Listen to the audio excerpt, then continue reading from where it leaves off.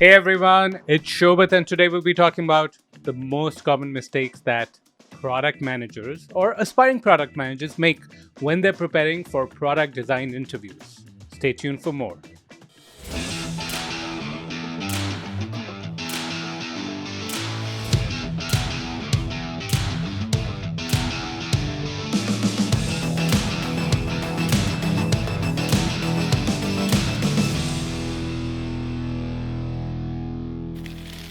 Okay, number one mistake is obsessing about the framework. Okay, so here's the deal. The framework matters, definitely. And you can use any framework you want, like Circles framework, Lewis Lynn has, I don't know what Exponent has, just like there's a whole bunch of frameworks available, and those are good. But all frameworks are guardrails. They help you direct and explain your thinking in a particular way. They don't give you the thinking. So, just for example, in your framework, you have to think about customer segments. Well, how do you segment well? That's a deep topic. Talk about customer problems or jobs to be done or needs. How do you come up with good needs? Structure can't give you that. It will tell you where that fits in, but where the obsessiveness needs to be is rather than focusing on the structure, focus instead on your muscle, on the skill of being able to come up with a great number of pain points or great customer segments or even more great solutions with different innovative ways of technology, great metrics. That's where you need to practice. That's where you need feedback because that's a learned skill. And you have to get to the level of unconscious competence, right? Where you don't have to think about these things so much. They are natural and instinctive. So overemphasis on frameworks is the wrong thing.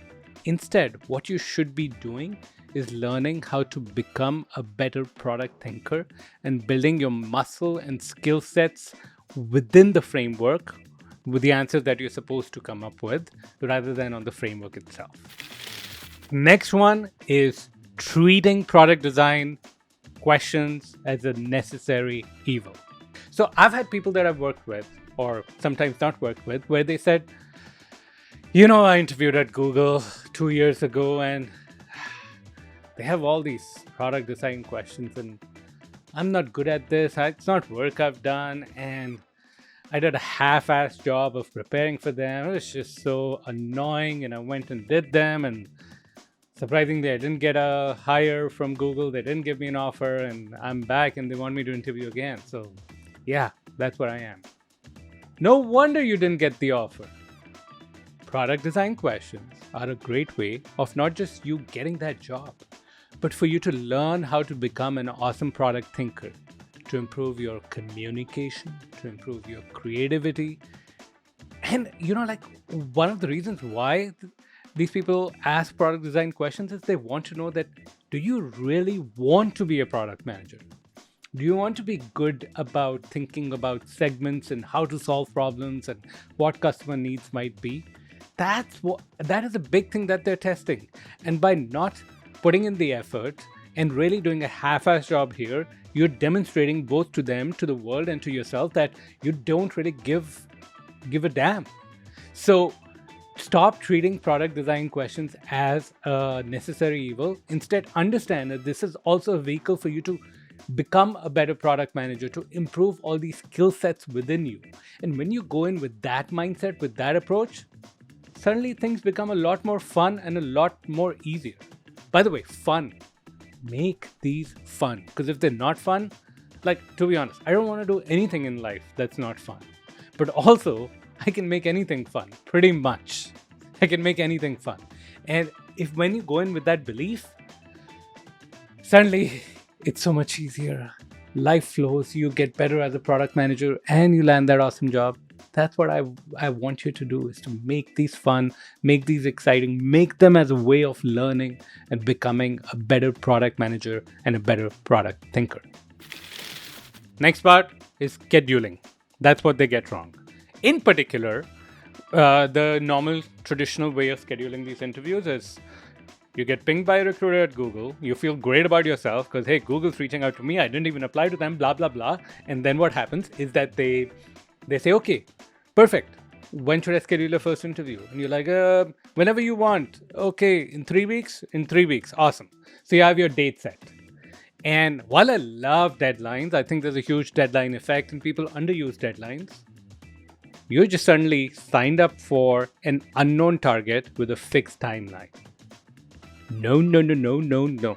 That does not work. Instead, the important thing here is to make sure you have a realistic plan, a realistic deadline to go into your product design questions. And to more importantly, know exactly where you stand. Because, at that point when you signed up for that interview, you had no idea. You might have been really good already. Or you might really suck. And it might take like months of effort to get you to the right place. Either ways, setting ultra aggressive short timelines without understanding and without a clarity of where you stand right now is a recipe for disaster, a common mistake that I see many people go through over and over again. Next one is treating mock interviews as the only way you're going to get better. See, let's go back to one of the common mistakes, which is over-reliance on frameworks. So instead, what I'm encouraging you to do is to build that muscle of product design, the muscle of product thinking. Now, what's a way to build muscle? Or what's a way to build better at a sport? Sure, you can play games over and over again, but there's all these other forms of practice that sports people do. So I'll take tennis as an example. Tennis, you can play a match and good. But there's all these drills that you can run with your coaches, serve, backhand, lob, forehand, other shots that I'm forgetting. You know what I mean, right? Like all the things you can do in tennis. And you can micro-focus and get everything right separately and then put them together in the match. And that's how you should be treating product design prep, is work on the individual skills, maybe in a more relaxed environment, not in that high-pressure mock interview environment necessarily, and get better and then do mock interviews that solidify everything and get you ready for the real stuff. Where I see most people go is they're like, okay, perfect. I need to get better. So how about I do 30 mocks? Sure, maybe 30 mocks is good, but maybe you could have been doing 10 other things that would have just helped you tremendously. So product design and getting better at it is just something you can literally be doing all the freaking time. Pick up any product, understand trade-offs, there's all these things. You can use different product examples, breakdowns. There's just so much that's possible. And by doing only mocks, you're so limiting yourself in your ability to improve that don't do it. Okay? Try other things. Let me use another sports analogy for this one. Getting only peer feedback. How many sports players have coaches? Literally all of them. Now, could they literally go, hey, I'm trying to get better at this sport. Why don't I find somebody else who's exactly at the same spot as me? And why don't we help each other? How much do you think that person will rise? Not much, right?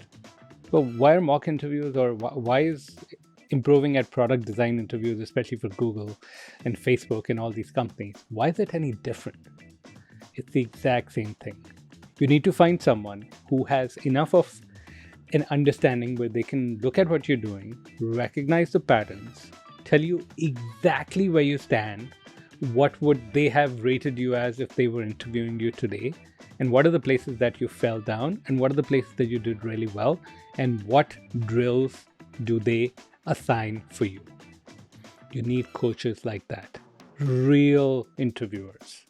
And over again, there's like these Slack groups, Lewis Lynn, Exponent, how many ever? And I see the same script being repeated over and over again. Nothing wrong with these Slack groups. They give you some valuable practice, but that can only get you so far.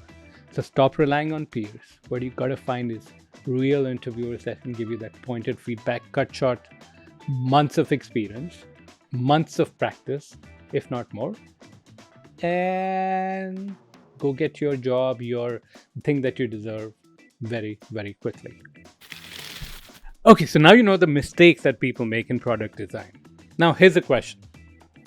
You have two choices here. You can just be like, oh, that was a good video. Let me note down the mistakes so I don't make it. Or actually prevent that mistakes. If you're preparing for product design, you better be talking to us. I'll leave a link below so that you can set up a time with my team. What we'll do is we'll do a step-by-step analysis of your career, where things are working for you, where things are not working for you, and what are your goals and what is it that you truly want. And look, we'll help you build that plan. And if there's ways that we can help, we'll certainly show you how.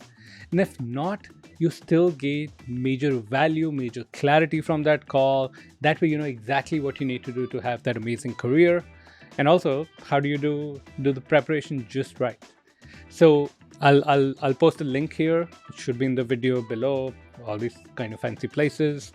And we look forward to talking with you all very, very soon. Take care.